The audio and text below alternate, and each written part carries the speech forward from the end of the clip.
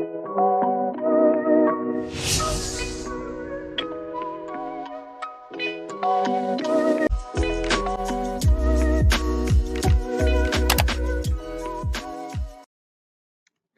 guys, Assalamualaikum warahmatullahi wabarakatuh. Perkenalkan nama saya Niso Hardianti dengan NIM D7012-116 dari Prodi Farmasi kelas C Universitas Tadulako.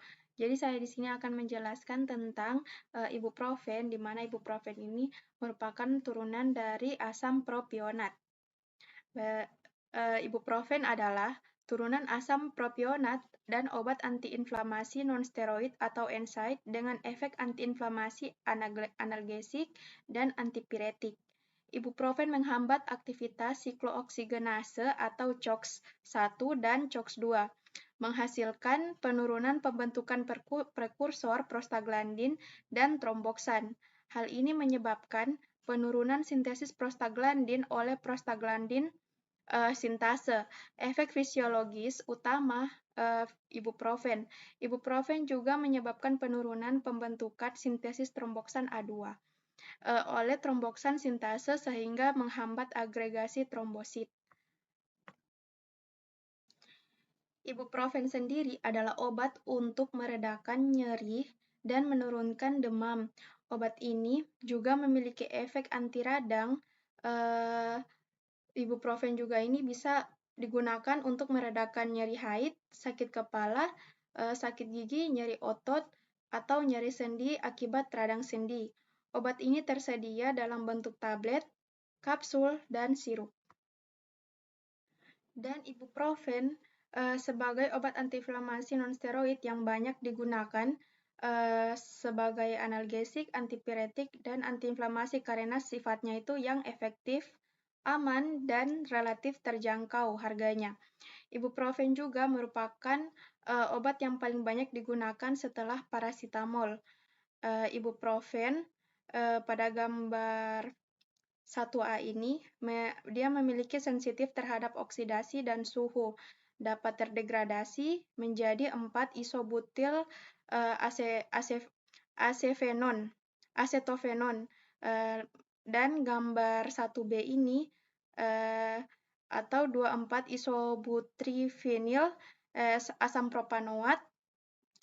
Penelitian terhadap ibuprofen RCC ini secara in vivo dan in vitro menunjukkan bahwa senyawa ini toksik terhadap fibroblast yang dikultur, serta pada sel darah merah. Ibuprofen juga diproduksi dalam berbagai bentuk sediaan dengan berbagai jenis eksipien sesuai formulasinya. Sebagian besar bahan obat diformulasikan dalam bentuk tablet karena mudah dikonsumsi sehingga tingkat kepatuhannya itu tinggi, formulasinya cepat, ekonomis, dan secara umum memiliki stabilitas yang baik. Penyimpanan obat di luar kondisi yang disarankan dapat memicu terjadinya degradasi. Dan ibuprofen bekerja dengan cara menghambat pembentukan prostaglandin, yaitu zat kimia yang memicu timbulnya tanda dan gejala radang, termasuk nyeri, bengkak, atau demam, saat tubuh mengalami luka. Dengan begitu, keluhan akan mereda. Baik, di sini saya akan menjelaskan tentang dosis dan aturan pakai dari ibuprofen. Pada kondisi nyeri dan demam, dosis yang diberikan itu pada orang dewasa dan anak-anak usia lebih dari 12 tahun, yaitu 200 sampai 400 mg tiap 4 sampai 6 jam sekali sesuai kebutuhan.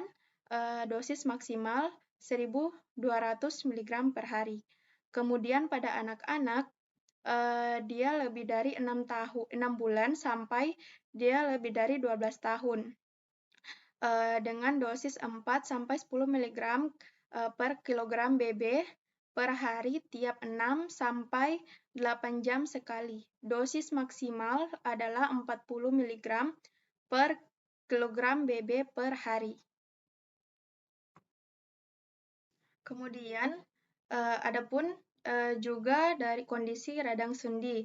Untuk meredakan nyeri ringan pada radang sendi, dosisnya itu adalah 200 sampai 400 mg tiap 4 sampai 6 jam sesuai kebutuhan dengan dosis maksimal itu 1200 mg per hari. Untuk meredakan gejala radang dan nyeri akibat rheumatoid arthritis atau osteoartritis, dosisnya adalah 1.200 sampai 3.200 mg per hari, yang dibagi dalam 3 sampai 4 kali pemberian dosis maksimal 3.200 per hari.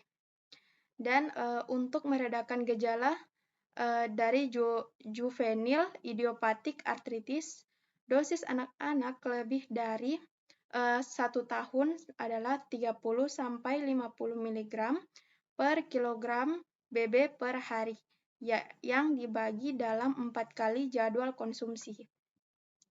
Kemudian ada kondisi nyeri haid atau dysmenor. Untuk meredakan nyeri haid, dosisnya itu adalah 200 sampai 400 mg tiap 4 sampai 6 jam sesuai kebutuhan, dan ibuprofen juga ini tersedia dalam bentuk suntik. Bentuk sediaan ini hanya boleh diberikan di rumah sakit atau fasilitas kesehatan di bawah pengawasan dokter. Dosis yang akan diberikan akan disesuaikan dengan kondisi pasien. Kemudian adapun interaksi ibuprofen dengan obat-obat lain, pertama itu peningkatan terjadinya resiko pendarahan saluran cerna jika digunakan bersama aspirin, warfarin, heparin, clopidogrel, ticagrelor, obat kortikosteroid, atau obat antidepresan jenis selektif serotonin reuptake inhibitor atau SSRI, escitalopram, dan fluoxetine. Kedua itu ada peningkatan risiko terjadinya hiperkalemia dan kerusakan ginjal jika digunakan dengan cyclosporin atau tacrolimus.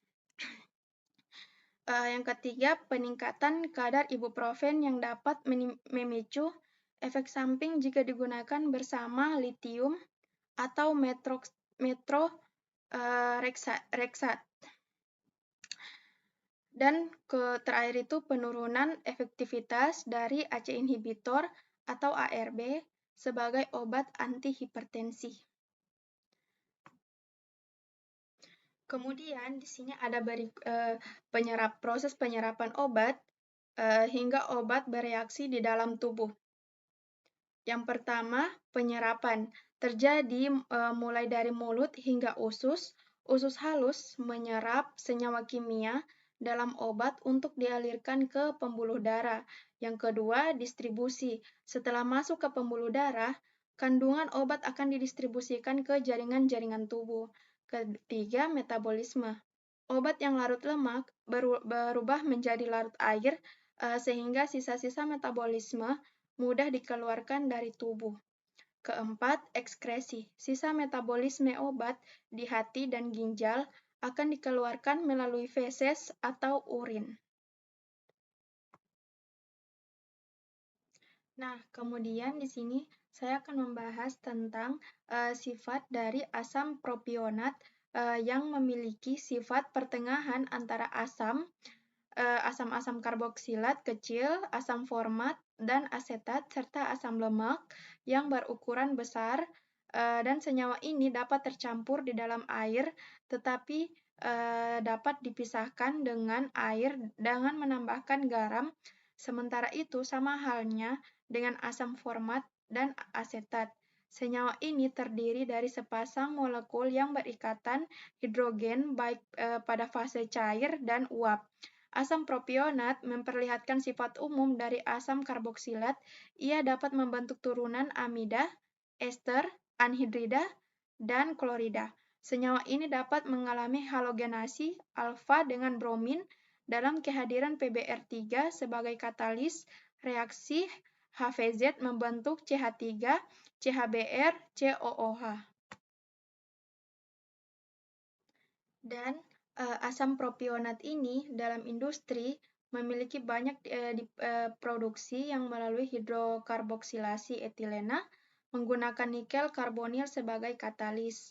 Dan senyawa ini juga dapat diproduksi melalui oksidasi propional aldehida dalam kehadiran ion kobalt dan mangan atau mangan. Reaksi ini berlangsung dengan cepat pada suhu menengah sekitar 40–50 derajat Celcius. Asam propionat dalam jumlah besar pernah diproduksi sebagai produk samping pembuatan asam asetat. Pada saat itu, produsen asam propionat terbesar di dunia adalah BASF dengan jumlah produksi kira-kira 150 kapasitas produksi.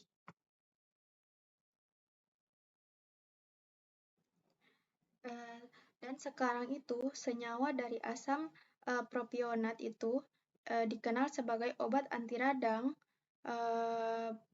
yang secara luas digunakan untuk mengobati penyakit yang melibatkan proses peradangan seperti artritis, rematik, gout, dan sebagainya. Penggunaan obat golongan ini lebih disukai karena efek samping yang relatif lebih ringan daripada obat anti radang golongan steroid. Baik, itulah tadi penjelasan singkat dari saya tentang suatu obat yang dimana obat ini banyak digunakan oleh kalangan masyarakat, yaitu ibuprofen. Jika ada kesalahan dalam penjelasan tersebut, mohon dimaafkan. Assalamualaikum warahmatullahi wabarakatuh. Dadah guys.